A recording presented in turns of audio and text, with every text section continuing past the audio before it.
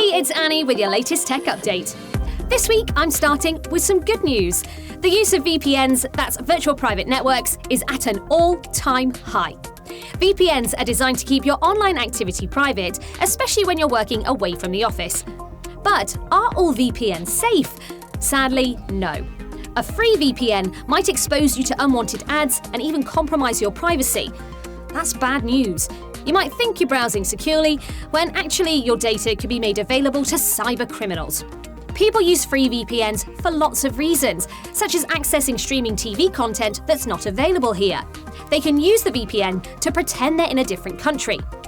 But if they then do work for you on the same device and VPN, your business's data could be at risk. The solution? Use reliable paid VPN services that guarantee safety. When it comes to cybersecurity, free is rarely the right answer. We can help you choose the right VPN for your business. Get in touch. That's your tech update. More next week.